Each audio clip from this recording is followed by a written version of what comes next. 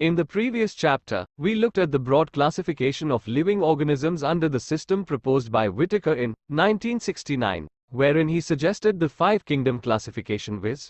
Monera, Protista, Fungi, Animalia and Plantae.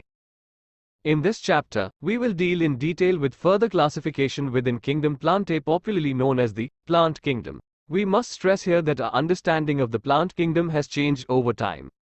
Fungi, and members of the Monera and Protista having cell walls have now been excluded from Plantae, though earlier classifications placed them in the same kingdom.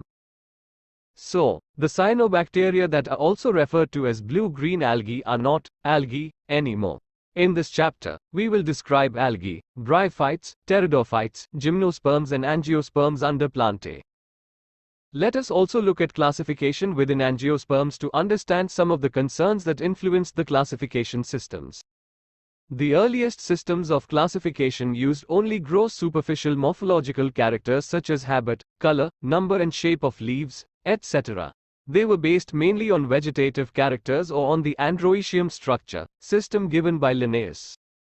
Such systems were artificial. They separated the closely related species since they were based on a few characteristics. Also, the artificial systems gave equal weightage to vegetative and sexual characteristics. This is not acceptable since we know that often the vegetative characters are more easily affected by environment. As against this, natural classification systems developed, which were based on natural affinities among the organisms and consider not only the external features, but also internal features like ultrastructure, anatomy, embryology and phytochemistry.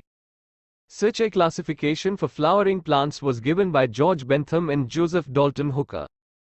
At present, phylogenetic classification systems based on evolutionary relationships between the various organisms are acceptable. This assumes that organisms belonging to the same taxa have a common ancestor. We now use information from many other sources to help resolve difficulties in classification. These become more important when there is no supporting fossil evidence. Numerical taxonomy, which is now easily carried out using computers, is based on all observable characteristics. Number and codes are assigned to all the characters and the data are then processed. In this way, each character is given equal importance and at the same time hundreds of characters can be considered.